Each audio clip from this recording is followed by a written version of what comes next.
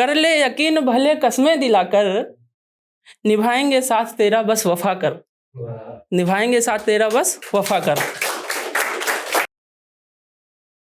क्या है, अभी मेट्रो से आ रहा था तो एक मोहतरमा मिली,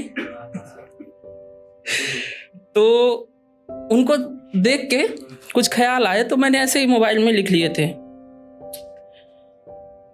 अर्ज है, यूं अकेले सफर ना शुरू किया कर, यूं अकेले सफर ना शुरू किया कर, बना ले हम सफर मुझे मुस्कुरा कर ले यकीन भले कस्में दिलाकर, निभाएंगे साथ तेरा बस वफा कर, निभाएंगे साथ तेरा बस वफा कर। तो मेट्रो में हमारी बढ़िया थोड़ी बहुत बातें हुई, कहाँ से हो, पढ़ती कहाँ, ये तो पूछा नहीं कि रहती कहाँ, और उतर गई वो अगले स्टेशन में, 2-3 स्टेशन बाद वो उतर गई। अब मैं फिर सोचने लगा 4 लाइन लिख के बैठा था मैं, और यहाँ आना था, और मैं बैनर देखूं तो उसमें पोयम, स्टोरी टेलर, और दोनों नहीं था मेरे अंदर। अब पता ही नहीं है कि वहाँ जाके करूँगा क्या, और अभी भी नहीं पता, सच बताऊँ कि मैं क्या कर रहा हूँ वो तो बाद में ही पता चलने वाला है। तो जब वो उतर गई तो फिर मुझे मेरा ब्रेकअप भी याद आया कि ऐसे ही एक और गई थी छोड़ के। तो मैंने लिखा कुछ ऐसे, भुला दिया है मुझे कह तो दिया तुमने, भुला दिया है मुझे कह तो दिया तुमने, वफा किया है तुमने ये मान लिया हमने, कभी कर ना पाई तुम जुदा खुद को मुझसे, कभी कर ना पाई जुदा तुम खुद को मुझसे, प्यार किया है तुमने ये जान लिया हमने, प्यार किया है तुमने ये जान लिया हमने। किस्से तो बहुत सारे हैं। ऐसे क्या हुआ कि अभी मैं 4-5 महीने पहले ही दिल्ली शिफ्ट हुआ हूँ, तो मैं अपने कोचिंग से लौट रहा था, तो एक था ऐसे फिटनेस क्लास करके लिखा हुआ था। मैं अंदर गया डेमो जानकारी लेने, एक भैया बैठे थे तो उन्होंने पूरा समझाया कि जुम्बा, एरोबिक्स ये सब है, तो अपन सुन के चले आए। फिर उसके बाद एक दिन क्या हुआ कि यहाँ जैसे मैंने अपना सिंगल रूम लेके रखा है, तो बोर हो रहे थे, क्लास भी नहीं लग रही थी, लॉकडाउन लगा दिया था बीच में।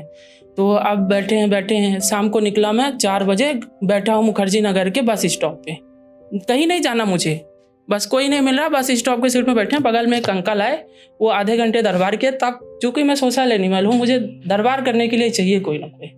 तो अंकल से आधे घंटे मैंने दरबार करी, फिर बाद में पता चला अंकल को इस स्टेशन से बस मिलनी ही नहीं है।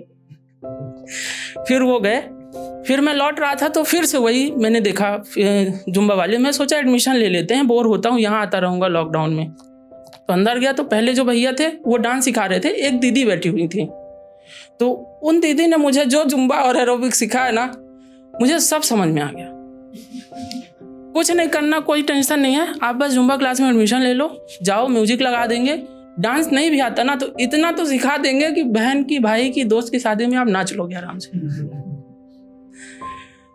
तो ऐसा ही है। अब चूंकि ये सब कवित्व और कविताओं का शो है, तो एक छोटी सी 2-3 रचनाओं के साथ अपनी बात वाणी को विराम दूंगा। काश याद करते मुझे गैर जरूरत में तुम, काश याद करते मुझे गैर जरूरत में तुम, जरूरत में आए कभी वक्त बेवक्त हम, मगर वक्त में आए हर वक्त हम। काश याद करते मुझे गैर जरूरत में तुम, जरूरत में याद आए वक्त बेवक्त हम, मगर वक्त में आए हर वक्त हम। काश याद करते गैर जरूरत में तुम।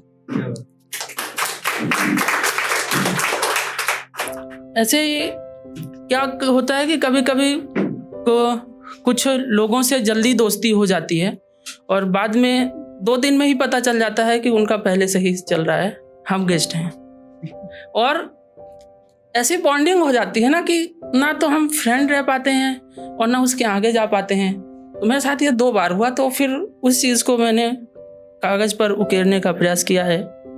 ना नफरत होती आपसे ना इश्क कम होता है, ना नफरत होती आपसे ना इश्क कम होता है, ना पास आता आपके ना दूर हो पाता हूँ, ना दोस्ती निभ पा रही आपसे ना इश्क होता है, ना कभी बात होती आपसे ना दीदार होता है, ना कभी बात होती आपसे ना दीदार होता है।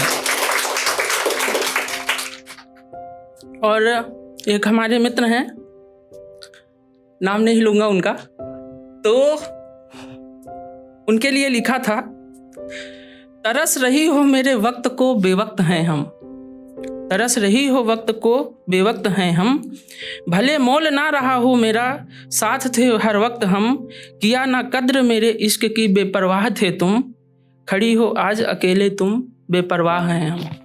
Thank you.